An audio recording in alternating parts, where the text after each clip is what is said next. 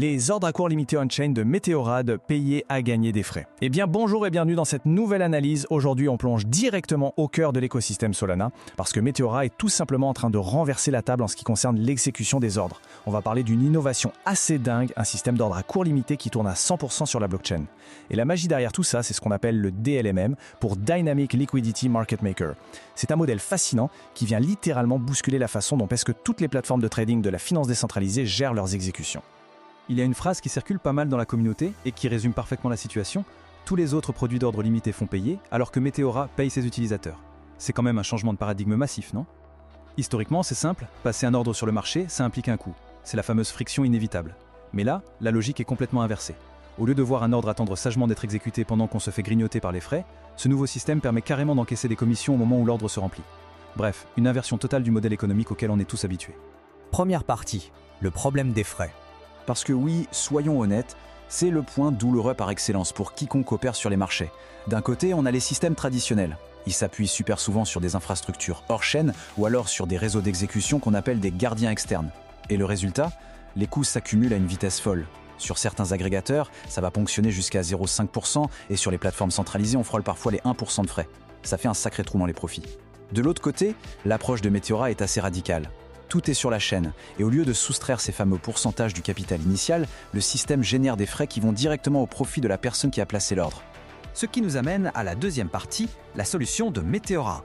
Alors comment une telle prouesse est-elle techniquement possible? Pour comprendre, il faut jeter un œil au moteur de la bête, le DLMM. En gros, ça fonctionne comme un carnet d'ordre, mais avec une précision redoutable. Le concept de base, c'est d'utiliser des compartiments, ou ce qu'on appelle des bacs, des beans en anglais. Au lieu d'avoir une liquidité étalée un peu partout sur une courbe, ce qui est souvent hyper inefficace, le capital est minutieusement organisé dans ces bacs à des niveaux de prix très précis. Ces bacs sont espacés par des intervalles millimétrés, configurables entre 1 et 400 points de base. L'image du bac est vraiment parfaite ici. Le capital n'est pas dilué à l'infini, il est placé au centime près, exactement là où le marché va en avoir besoin. Et ce qui est beau, c'est la pureté de cette architecture. On est sur du 100% sur la chaîne. Il n'y a absolument aucun gardien d'externe, pas de déclencheur automatique complexe qu'on appelle les manivelles, et surtout zéro couche d'exécution hors chaîne, qui peut parfois manquer de transparence. C'est juste l'utilisation brute et directe de la couche de base du réseau Solana. L'énorme avantage de construire les choses de cette façon, c'est qu'on réduit considérablement les points de défaillance centralisés, tout en maximisant la sécurité inhérente à la blockchain elle-même.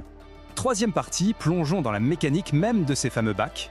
Qu'est-ce qui se passe concrètement sous le capot au moment d'un trade? D'habitude, quand on fournit de la liquidité, les fonds sont recyclés en permanence. Quelqu'un achète et hop, la liquidité bascule immédiatement du côté vendeur. Mais avec ces nouveaux ordres limités, c'est une toute autre histoire. Étape 1, la liquidité est consumée dans le bac. Étape 2, le protocole retire immédiatement les fonds échangés du marché.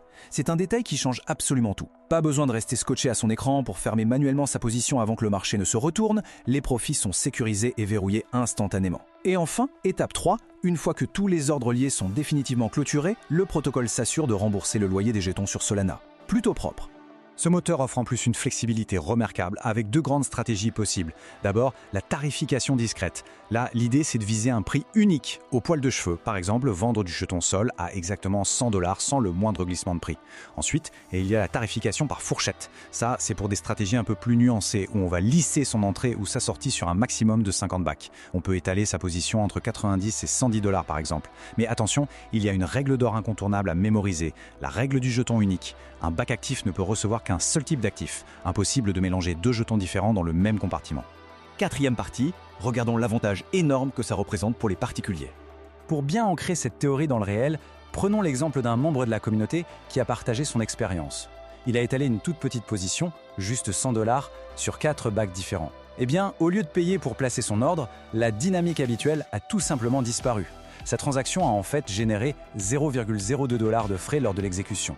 À première vue, 2 centimes, ça a l'air négligeable. Mais quand on met en perspective ces 2 centimes gagnés face au pourcentage qu'on perd inévitablement sur les plateformes centralisées, l'avantage économique devient totalement indéniable. C'est une redéfinition pure et simple de l'efficacité pour ceux qui opèrent au quotidien. Cinquième et dernière partie, l'avenir de l'écosystème Solana.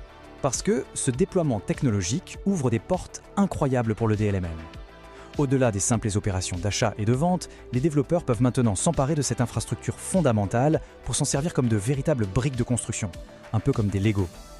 Les idées fusent déjà. On parle de concevoir des jetons d'équipe dont le déblocage serait conditionné à la performance du marché. Et encore plus captivant, utiliser ces ordres limités verrouillés en permanence pour créer des systèmes financiers ultra complexes qui imitent le comportement de contrats d'options traditionnels. C'est précisément cette fameuse composabilité avancée qui rend l'architecture blockchain si puissante. Quand on a entre les mains un outil capable de transformer un simple coût d'exécution en une véritable opportunité de générer des revenus, les limites de ce qui peut être construit volent en éclats. L'infrastructure globale du marché évolue à une vitesse fulgurante et force tout le monde à repenser la norme. Alors, on termine sur cette réflexion. Quels seront les prochains instruments financiers totalement inédits que ce niveau de composabilité va débloquer sur Solana ?